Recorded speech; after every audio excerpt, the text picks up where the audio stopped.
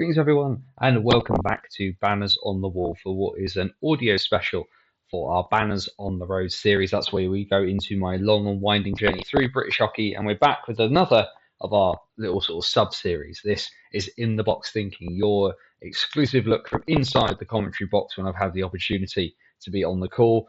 And once again, we head back to the Guildford Spectrum from last Saturday, the 5th of April 2025, in the Elite Ice Hockey League between the Guildford Flames and the Glasgow Clan. Final score from the Spectrum last Saturday night was Guildford Flames 3, Glasgow Clan 4. Goals for the Flames coming from Matt Alvaro on the power play in the first period, and goals in the third from Ryan Tate and Charlie Curty. The goals for the Glasgow Clan in the first period coming from Matt Berry, Joe Hazeldine and Alex Forbes, and a power play goal in the second period from Cade Nielsen. I did have to laugh to myself going into this game. The Elite League, for the many criticisms you could have about it, went right down to the wire. Heading into the final weekend, in fact, heading into the final day, if you take apart from Saturday and look at Sunday, the playoff race wasn't decided until Sunday, and the league title was decided inside the last 5 minutes. There was pretty much one game across the entire weekend that had no import or no effect on the league title race or the playoff race. And guess where I got to be for that? Guildford were locked into 6th, having lost on Friday evening against Manchester, and Glasgow were locked into 7th, meaning neither side could go up, neither side could go down. And going into that game, and we've all been to games like that, it's the end of the season, the playoffs are well on the horizon, although, of course, the problem for both Guildford and Glasgow was they didn't know who they were playing and wouldn't until later on that evening. But how do you approach the game? What happens in that circumstance? And certainly one of the things that we'd seen was a few Clan players had not played on the Friday. Guildford had rested Dan Catanacci, who then brought him back into the lineup as Ethan Strang, the team's top goal scorer and point scorer, went out of the lineup. And you do wonder what's going to happen. Guildford did what I expected them to do. Jake Kupski had played on the Friday, and going into the Saturday, I was pretty certain that Eamon McAdam would start. And literally, across the course of the entire season, those two players have started equal amounts of games for this team. So the fact that McAdam started at home, not a big surprise. I was slightly surprised to see Landon Bow, although I get it. Glasgow's recent run of bad form had meant coming into this game that they probably wanted to just get him some minutes, get him some experience, get him sort of rolling again, feeling a bit more confident about what was going on, because they were coming off the back of a 5-game losing streak. They had won the night before against Dundee, but during that 5-game losing streak, Bow's save percentage was in the 83% bracket, and you definitely don't want that heading into the playoffs. I was slightly surprised later on in the game that we didn't see Lucas Bryan at all, but the game was relatively close at that point. I kind of understand why. The first period from the Flames was bad. It wasn't good. It wasn't that they weren't trying, it just was a case of nothing really coming off. And then ultimately, as we've just mentioned, they gave up 3 goals in the first period. Giving up 1 2 minutes and 22 seconds in doesn't help either. A shot coming in from Joe Hazeldine from the point was tipped down by Matt Berry, and then the Flames defenders all sort of just looked and walked towards the puck, as then it went from Schwartz to McKay to Berry, who tapped into an open net, and then it's waved off. You'll see that from the highlights that I'll be posting somewhere around where you're listening to this video if you're looking on the website bannersonthewall.wordpress.com, because the net was off its moorings. Now, looking at it, Eamon McAdam has tried to post off of his net and has taken the net off its moorings. The puck goes in the act as everything's moving around. The goal is reviewed and it's given, having been washed off. And I totally agree that it should have been given. A few minutes later, Joe Hazeldine keeps a puck in at the blue line, floats it on net. I think, looking at this again, that it takes a big deflection off of somebody in front. I think it's Charlie Curty, but either way, it makes its way through. It's 2-0. The Flames then get a little bit of something on the power play, and they needed something, anything, to try and get it on the board. And a shot from Charlie Curty is deflected in front by Matt Alvaro, who's standing strong at the top of the crease, gets a piece of something on it. Puck goes in, 2-1. And you wonder then whether it's going to change. But it didn't. Ultimately, we end up with another reviewed goal as Alex Forbes gets given an absolute gift. McAdam comes out to play the puck. He leaves it for James Shearer. James Shearer overskates it and leaves it behind. Forbes walks out in front. McAdam punts his right goalpost clear off of its moorings. Forbes puts it into the empty net that is at something of a 15 to 20 degree angle away from where it should be, and the goal is given, and McAdam is given a penalty. McAdam protests this. This was in the Joe Watkins category of giving your net a bit of a kicking off of its moorings here, so he can argue it. He couldn't really argue it, and probably should have just left that hill for someone else to die on. Second period, and ultimately it's been more of the same. The Flames are trying things, and the wheels are turning, but it feels like they're kind of stuck in second gear, if you'll pardon quoting the theme tune of Friends. It just wasn't really coming to anything. There was a lot of huff and a lot of puff, but not a lot of actual output of any description, whereas Glasgow looked like they were starting to get things together. They're having higher quality chances. They were pushing the play more. They were forcing more bits and pieces out of it. And ultimately, in that second period, what we see is probably the best goal of the night, which is the power play goal from Cade Nielsen, where all the Clan do is just do really simple stuff. They just simple passes, put it low to Nielsen on the hash marks, and if you get the opportunity, watch it just before he releases this shot. Hit pause on the highlights and just look at the position he's put himself in and the angles he has available to himself, because the top corner where he puts it over McAdam's right shoulder, just because of where he's positioned his body to take the pass, he's given himself the absolute best opportunity to put it into that top corner, providing he can get the puck off the ice. As we saw, he did. It's a beautiful goal, and Nielsen becomes the second Nielsen in 2 weeks to score in Guildford. The second period ends, and there's a hill for Guildford to climb. They're 4-1 down. They don't really look like they're in the game. They don't look like at points that they were massively interested. And then in the third period, a surprise.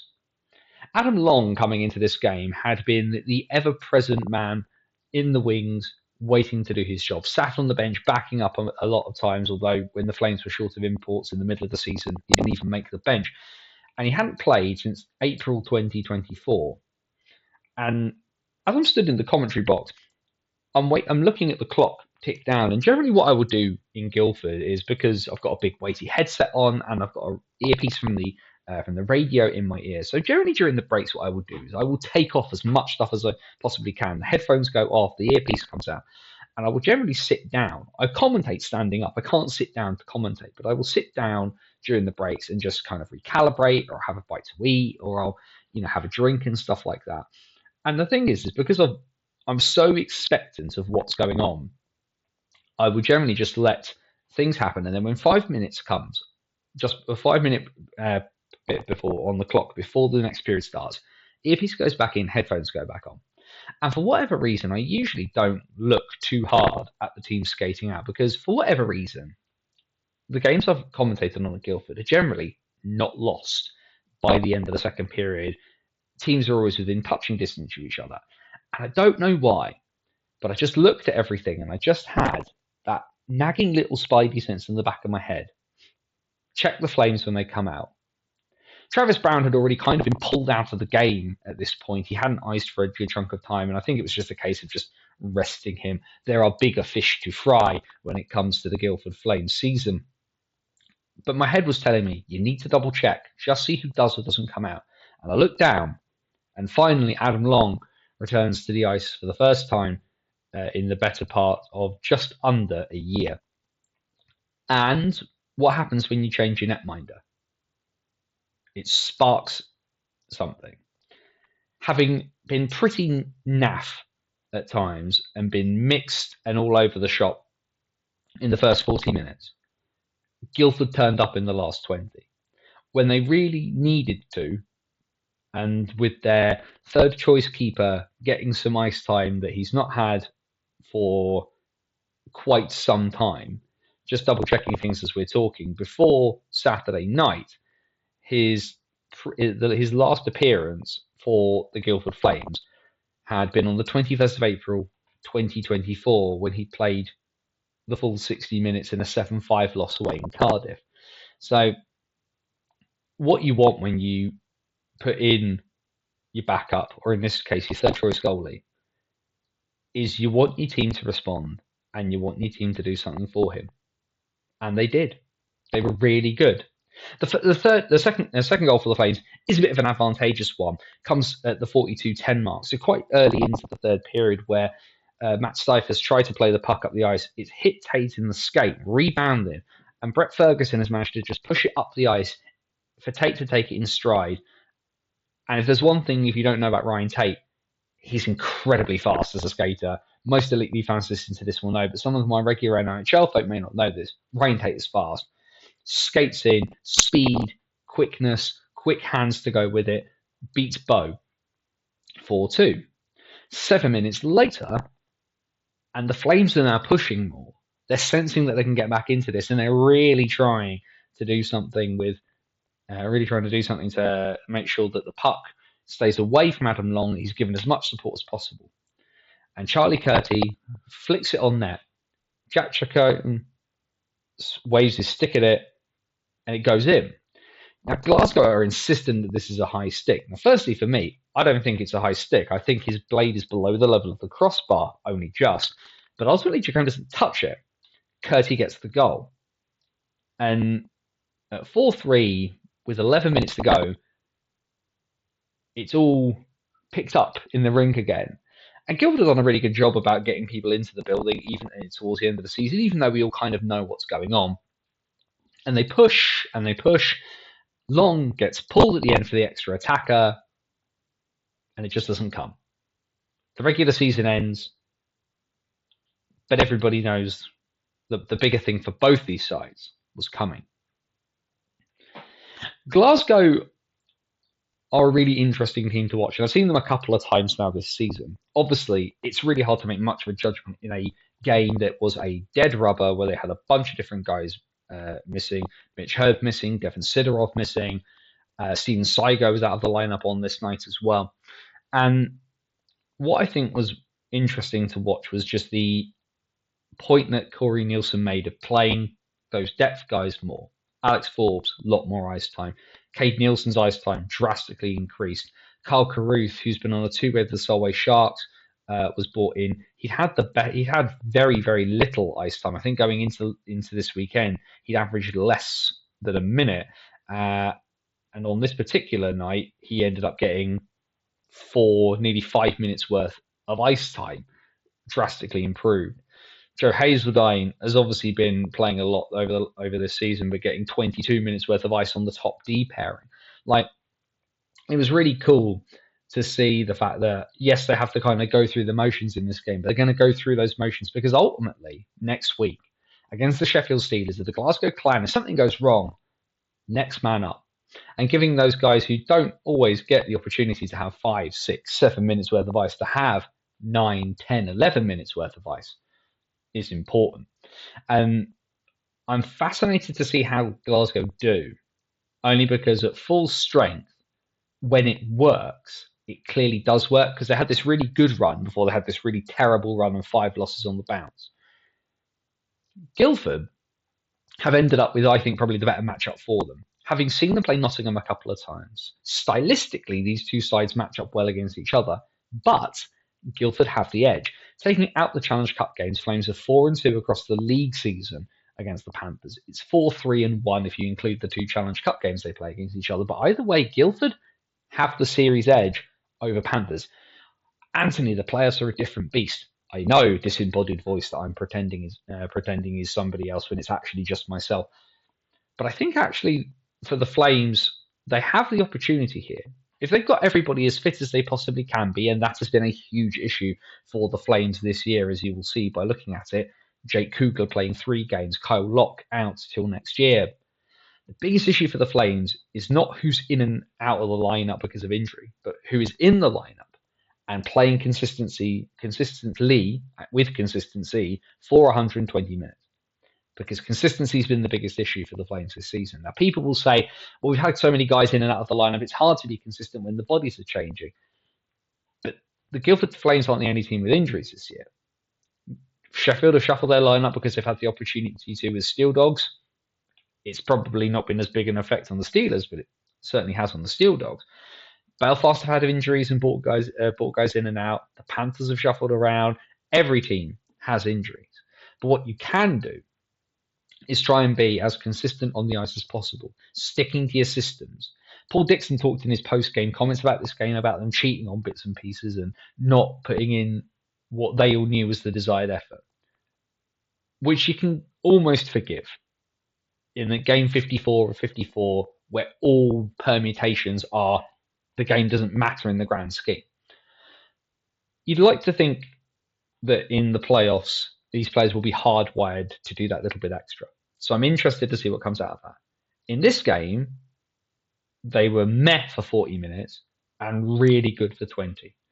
If they can bottle that 20 minutes, and I'm really even more interested to see if who gets a start in the playoffs between McAdam and Kupski. Eventually, Eamon McAdam will start on Saturday night.